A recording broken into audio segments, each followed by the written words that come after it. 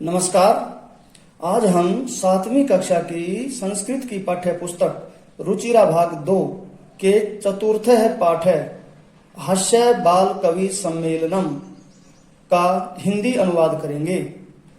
तो आइए संस्कृत पाठ का हिंदी अनुवाद करते हैं। विविध वेशभूषाधारिणः चत्वारः बाल कवयः मंचस्य ऊपरी उपविष्टा सन्ति। विविध वेशभूषाधारिण, विविध अनेक प्रकार की वेशभूषाओं को धारण किए हुए, चत्वारः चार, बाल कवयः बाल कवि, मंचस्य ऊपरी मंच के ऊपर, उपविष्टा सन्ति बैठे हैं।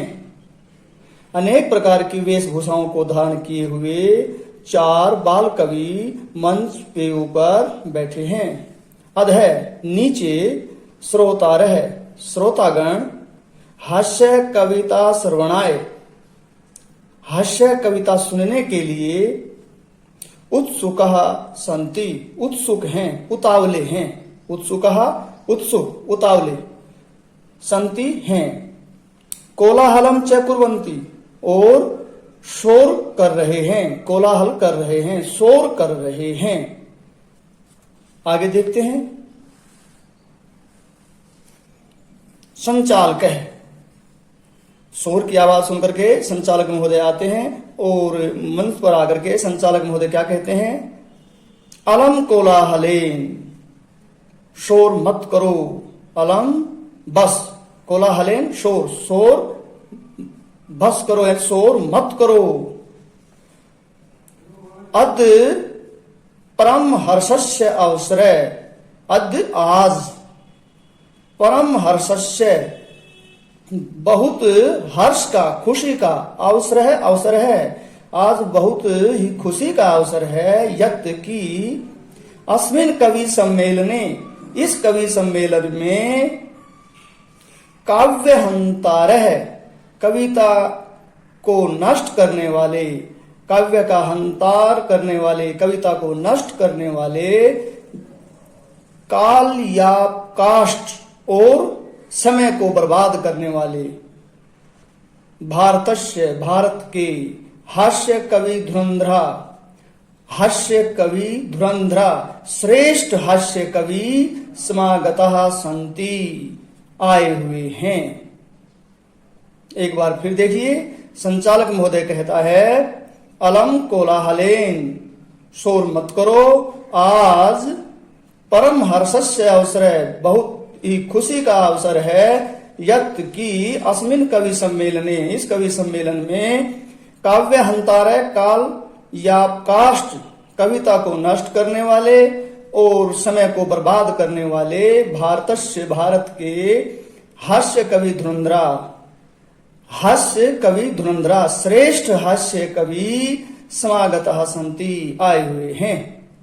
यही आइए करतल ध्वनिना तालियों से, करतल ध्वनिना तालियों से, वयम हम सब एतेषां स्वागतम कुर्मः, इनका स्वागत करें। गजाधर पहला कवि, पहला बाल कवि जिसका नाम गजाधर है, वह कहता है सर्वे भयो ऐरसी के भयो नमो नमः, सर्वे भयो ऐरसी के भयो नमो नमः, सभी ऐरसिकों को बार बार नमस्कार। सभी ऐरसिक, यहाँ पर ऐरसिक जो श्रोतागण हैं उनके लिए कहा गया है। हास्य कवि सम्मेलन है, इसलिए जितने भी श्रोता हैं वो रस का आनंद लेने के लिए आए हैं, कविताओं को सुनने के लिए आए हैं। लेकिन अरसिक होता है निरस, जो किसी भी प्रकार के रस में संलिप्त न हो, रस को न चाहता हो, अरसिक नीरस। तो यहाँ पर हास्य कवि सम्मेलन है, उस कारण से ही ऐसा कहा जा रहा है। सर्वे भयो अरसिक के भयो नमो नमः, सभी अरसिकों को बार बार नमस्कार। प्रथमं या तावत् अहम आधुनिकम वैद्यम।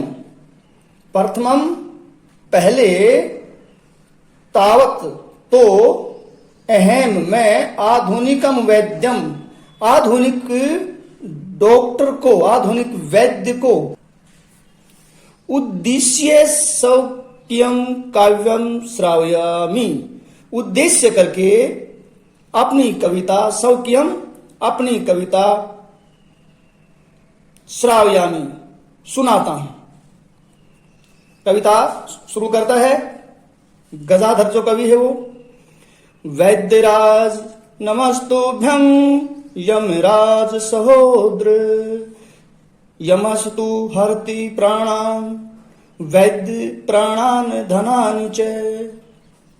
अपनी कविता में क्या कहता है? वैद्यराज, हे वैद्यों के राजा, नमस्तुभ्यं तुम्हें नमस्कार, यमराज सहोदर यमराज का भाई। तो क्या कहता है कि हे यमराज के भाई, वैद्यों के राजा, तुम्हें नमस्कार। यमस्तु यमराज तो हरती हरता है प्राणान प्राणों को, वैद्य प्राणान धनानि च, और आज का जो वैद्य है ये प्राण और धन दोनों को हरता है। एक बार फिर देखिए, गजाधर अपनी कविता में क्या कहता है? यमराज के भाई, हे यमराज के भाई, वैद्य राज वैद्यों के राजा, आपको मेरा नमस्कार, नमस्तुभ्यम तुम्हें नमस्कार। किस लिए? कि यमस्तु हरति प्राणान, कि यमराज तो प्राणों को हरता है, हे वैद्य आप प्राण और धन दोनों का हरण करते हो, दोनों को हरते हो। ये बात सुनते ही सर्वे उच्चई हसंती, सभी जोर से हंसते हैं। आगे कालांतक है, दूसरा कवि महोदय, दूसरा बाल कवि कालांतक क्या कहता है? अरे अरे वैद्यास्तु, वैद्य अस्तु, वैद्य तो सर्वत्र सब जगह हैं, परंतु न ते मादृशा कुशला जनसंख्या निवारणे, परंतु जनसंख्या निवारणे, जनसंख्या को रोकने में, मादृशा ते ते वे, मादृशा मेरे समान, कुशला निपुण न नहीं है। कालांतक कवि क्या कहता है कि अरे वैदास्तु सर्वत्र, वैद तो सब जगह हैं, परंतु जनसंख्या निवारण में ते वे मातृषा मेरे समान कुशला निपुण न नहीं है। ममापि काव्यम इदम श्रीवंतु भवन्ते, आप भवन्ते आप मेरा भी, इदम काव्यम यह काव्य, श्रृण्वन्तु सुनिए। अब कालांतक क्या कहता है? चितां परजवलितां दृष्ट्वा वैद्यो विस्मय गता। फिर देखिए, चितां परजवलितां दृष्ट्वा वैद्यो विस्मय मागतः, नाहं गतो न मे भ्राता कशेदम हस्तलाघवम। अपनी इस कविता में क्या कहता है? चिताम परजवलिताम, चिता को जलते हुए दृष्टवा देखकर, वैद्य विस्मय आगत है, हैरान हो जाता है, विस्मय में भर जाता है। एक चिता को जलते हुए देखकर वैद्य विस्मय से भर जाता है, हैरान हो जाता है, विस्मय आगत है, हैरान हो जाता है। किस बात से? वो सोचता है न अहम, ना हम, न अहम गतो, न तो मैं गया, न मैं भ्राता, न मेरा भाई गया। वैद्य का भाई कौन? यमराज सहोदर, यमराज वैद्य का भाई है। तो इस कविता में वैद्य यमराज को अपना भाई मानते हैं। वो कहते हैं ना हैन गतो, न तो मैं गया, न मैं भ्राता, न मेरा भाई गया, यानी न यमराज गया। कश्य इदम, कश्य इदम, कश्य इदम, कश्य इदम, यह किसके हस्तलाघवम, हाथों का कमाल है, यह किसके हाथों का कमाल है। अर्थात यहाँ पर कालांतक कवि ये कहना चाहता है कि किसी भी रोगी के इलाज के लिए, उसके प्राणों को हरने के लिए न तो मैं गया और न ही यमराज गया। अब ऐसा तीसरा कौन है, किसके हाथों का कमाल है कि वो व्यक्ति, वो रोगी जो है, वो उसके प्राण हर लिए गए, उसकी चिता जल रही है, ऐसा वो कह रहा है। एक बार हम फिर देखते हैं। चितां परज्वलितां दृष्ट्वा वैद्यो विस्मयमागतः, नाहं गतो न मे भ्राता कश्येदं हस्तलाघवम्। चिता को जलती हुए देखकर वैद्य विस्मय से भर करके कहता है, न तो मैं गया, न मेरा भाई गया, यह किसके हाथों का कमाल है। सर्वे पुनः हसंती, ये बात सुन करके सर्वे पुनः हसंती, सभी फिर हंसते हैं। तुंदिल है हमारा तीसरा कवि, तीसरा बाल कवि जो है तुंदिल, वो कहता है, तुंदस्य ऊपरी हस्तम आवर्तयन, पेट के ऊपर, तुंदस्य, तुंद के ऊपर, पेट के ऊपर, हस्तम हाथ, आवर्तयन फेरते हुए, एक अभिनय करता है पेट के ऊपर हाथ फेरने का। कौन? तुंदिल कवि। तुंदिल कवि पेट के ऊपर हाथ फेरने का अभिनय करता है और क्या कहता है, तुंदिलो अहम भो, अरे मैं तोंदू हूं, अरे मैं तोंदू हूं, बढ़े हुए पेट वाला हूं, तोंदू हूं। ममापि इदम काव्यम श्रूयताम, ममापि इदम काव्यम श्रूयताम, मेरा भी या मेरी भी यह कविता सुनिए। जीवने धार्यताम च, और जीवन में धारण कीजिए। तुंदिल बाल कवि क्या कविता कहता है, प्राणम प्राप्य दुर्बुद्धे मां शरीरे दयां कुरु, प्राणम दुर्लभम लोके शरीराणि पुनः पुनः।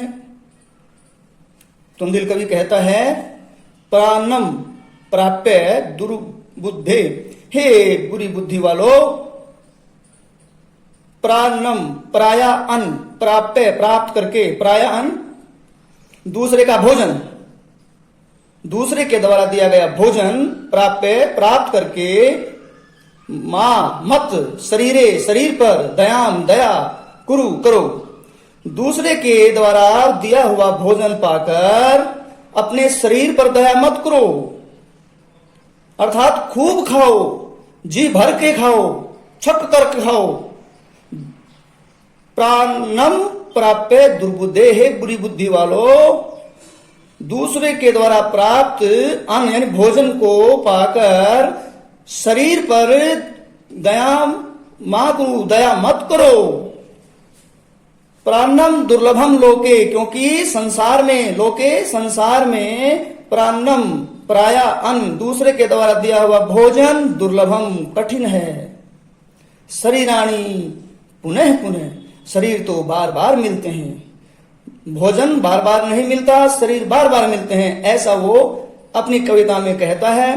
तो सर्वे पुनः अट्टहासं कुर्वन्ति, सभी फिर जोर से हंसते हैं, जोर से अट्टहासं कुर्वन्ति, जोर से हंसते हैं।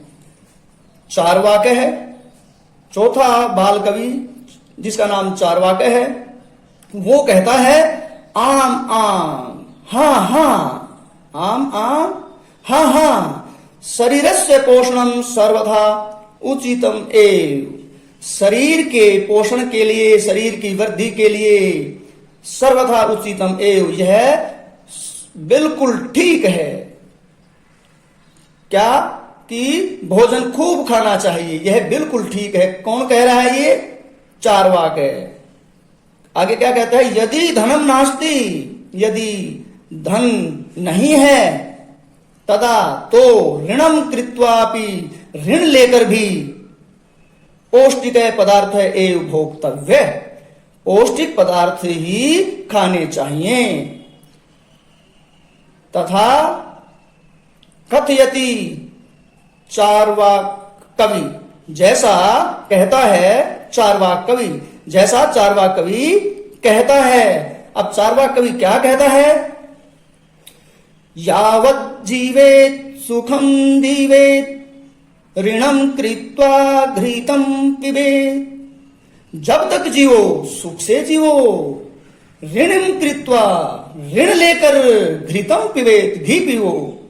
यहां घृतम पिबेत का अर्थ है पौष्टिक भोजन करो, अच्छा भोजन खाओ, चाहे उसके लिए ऋण भी क्यों न लेना पड़ जाए। फिर देखिए चार्वाक कवि क्या कहता है? यावत् जीवेत सुखम जीवेत ऋणम कृत्वा घृतम पिबेत। जब तक जीवो सुख से जीवो, ऋण लेकर भी घी पियो, अर्थात अच्छा भोजन करो, स्वादिष्ट भोजन करो, पौष्टिक आहार करो। श्रोतागण कहते हैं तरही तो ऋणस्य प्रत्यर्पणम कथम। तो ऋण का भुगतान कैसे हो, ऋण चुकाया कैसे जाए, जिससे ऋण लिया है उसका ऋण कैसे वापस किया जाए। तरही ऋणस्य प्रत्यर्पणम कथम, तो ऋण का भुगतान कैसे हो। चार्वाक है, चार्वाक बाल कवि कहता है सरयुताम मम अवशिष्टम काव्यम। सूर्यताम मेरी सुनो, सरयुताम सुनो, मम मेरी अवशिष्टम काव्यम शेष कविता, अवशिष्टम शेष काव्यम कविता, मेरी शेष कविता भी सुनिए। क्या है? घृतम पीत्वा शर्मं कृत्वा ऋणम प्रत्यर्पयेत जनः। घृतम पीत्वा घी पीकर, अच्छा भोजन करके, पौष्टिक आहार करके, श्रमम कृत्वा मेहनत करो। मेहनत करके क्या करोगे? ऋणम प्रत्यर्पयेत जनः, लोग ऋण का भुगतान करें, ऋण को चुका दें। पौष्टिक आहार करके श्रम करो और श्रम करके ऋण को चुका दो। काव्य पाठ श्रवणेन, कविता पाठ के सुनने से, काव्य पाठ श्रवणेन कविता पाठ के सुनने से उत्प्रेरित है प्रेरित होकर। एक है एक बाल को अपि, एक बालक भी, एक है बालको अपि, एक बालक भी आशु कविताम रचयति, आशु कविताम रचयति, तुरंत कविता रचता है। आशु कविताम उसी समय कविता की रचना करना, उसको आशु कविता बोलते हैं। आशु कविताम रचयति, तुरंत कविता बनाता है। हास पूर्वकम च श्रावयति, और हंसते हुए सुनाता है। और हास्यपूर्वकम च श्राव्यति, और हंसते हुए सुनाता है। बालक है, बालक कहता है सरयुताम सरयुताम भो, अरे सुनो सुनो, सरयुताम सरयुताम भो, अरे सुनो सुनो, ममापि काव्यम, मेरी भी कविता, मेरा भी काव्य सुनो, मेरी भी कविता सुनो। अब वो बालक क्या कविता करता है? गदाधरम कविं चैव तुंदिलम भोज्यलोलुपम कालांतकम तथा वैद्यम चार्वाकम च नमाम्यहम्। बालक कहता है गदाधर कवि को और भोजन के लोभी तुंदिल कवि को, कालांतक को तथा वैद्य चार्वाक को मैं नमस्कार करता हूं। काव्यम श्रावयित्वा, काव्य को सुनाकर, कविता को सुनाकर, हा हा हा हा ऐसा करके हंसता है। अन्य चापि हसंती, दूसरे च और अपि भी, और दूसरे भी हंसते हैं। अन्य चा अपि हसंती, च और अपि भी, और दूसरे भी हंसते हैं। सर्वे गृहं गच्छन्ति, सभी घर जाते हैं। सर्वे गृहं गच्छन्ति, सभी घर जाते हैं। इस प्रकार हमने हास्य बाल कवि सम्मेलनम पाठ का हिंदी अनुवाद किया। आप सबको अच्छे से समझ में आ गया होगा। धन्यवाद।